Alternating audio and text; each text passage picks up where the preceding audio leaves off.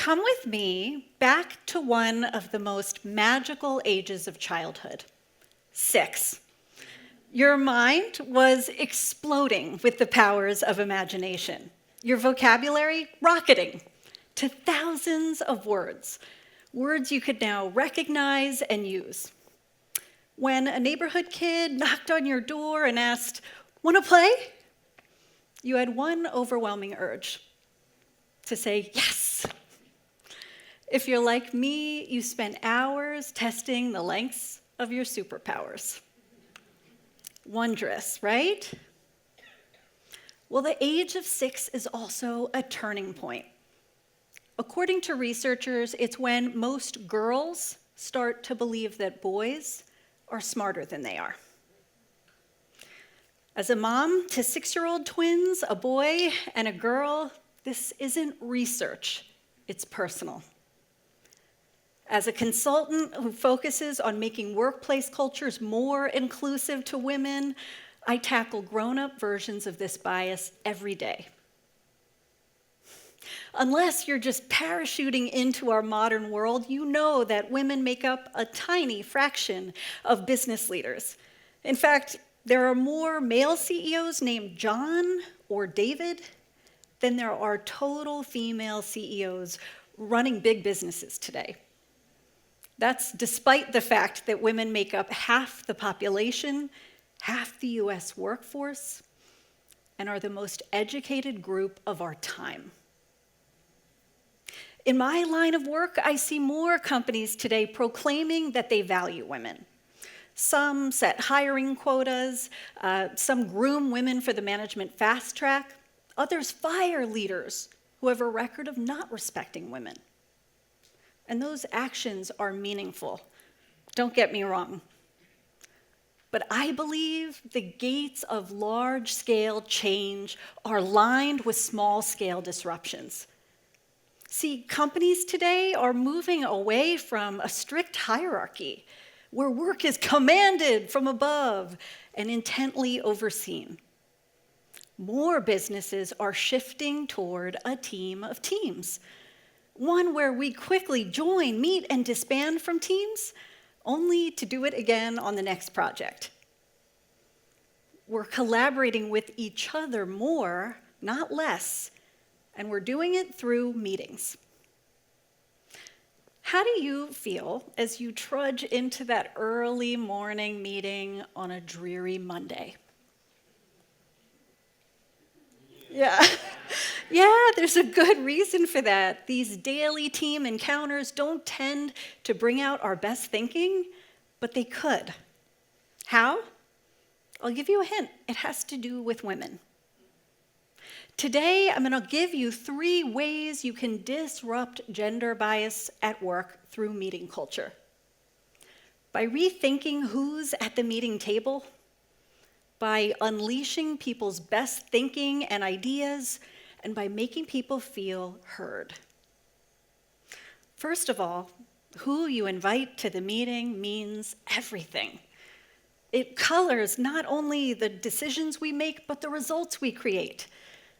In the 1950s and 60s, when car safety regulations were tightening, a life-changing innovation was born: airbags. Who was testing and iterating the prototypes? Who was sketching the vision of what would be? The first airbags were developed by all-male design teams, and they were fashioned to fit one-size passenger, the 95th percentile of adult male bodies. When those airbags deployed, the result was unintended but tragic: avoidable deaths of child and female passengers. See, the mere existence of difference in a team creates a rub, a tension. And according to researchers, it's our need to diffuse that tension that leads us to more careful decisions. Gender-diverse groups, they debate a wider range of data inputs, and they're likelier to generate a better solution to a problem.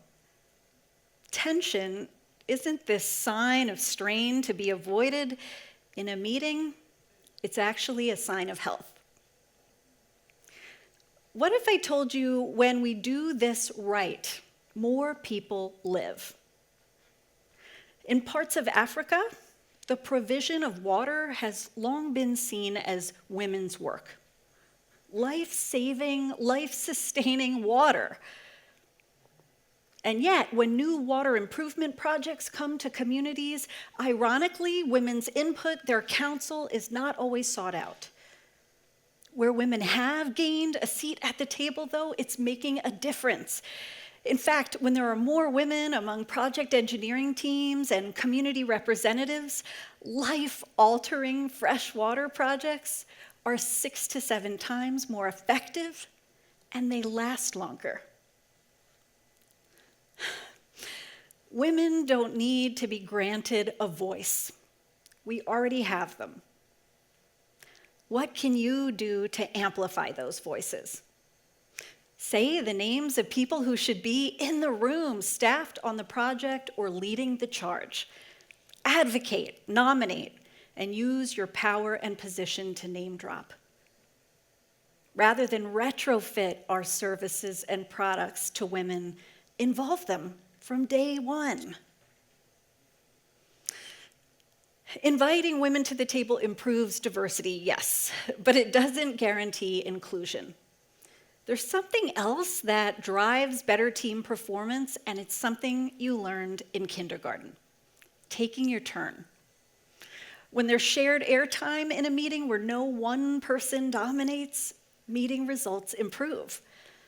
But this isn't common practice, is it? No. Women are far more likely to be interrupted when speaking in a meeting than men. And get this, they're likely to be talked over by both men and women. Interrupting isn't just rude, it's impractical.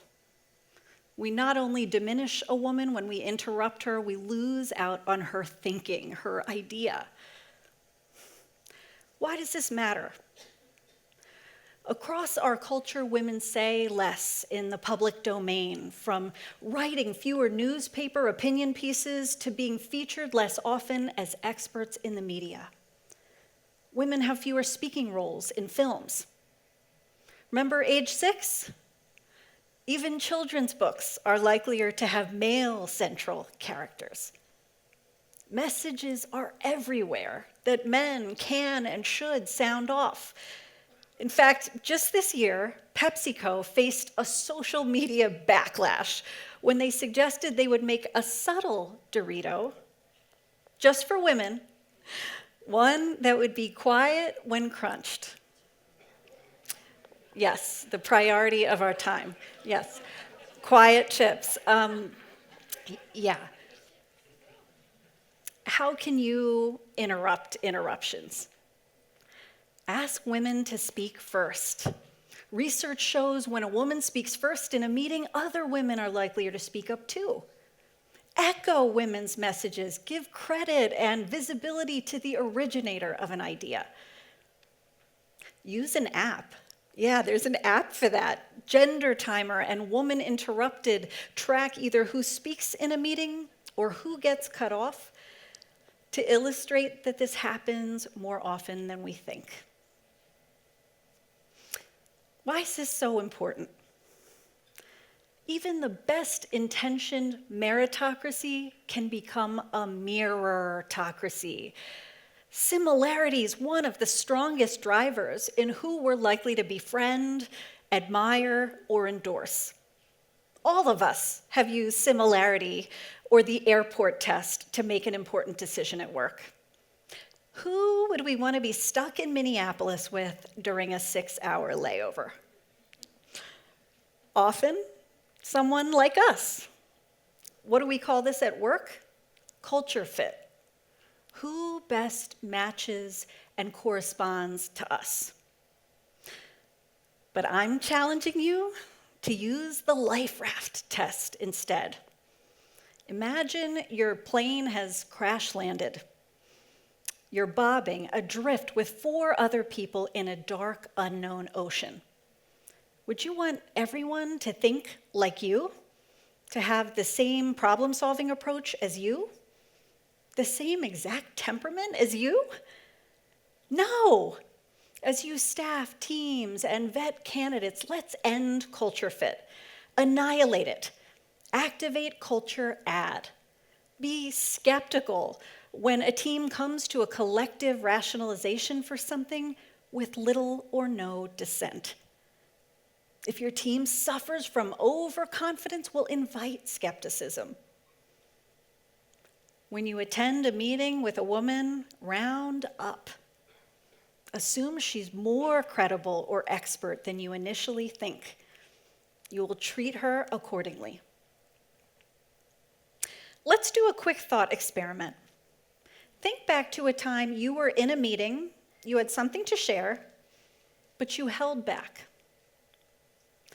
As a young management consultant, I can remember my first day at a new job like it's tattooed on my brain.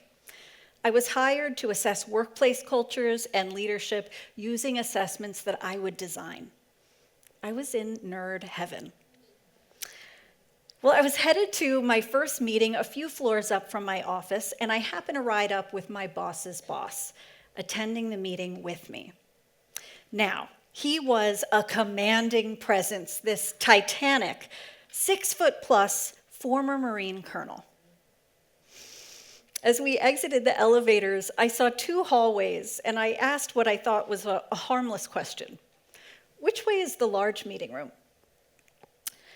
He turned and looked down at me and said, "You know, women are directionally challenged, right?"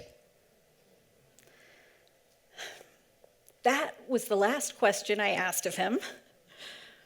And despite being frustrated with myself, I stopped contributing in meetings when he was present.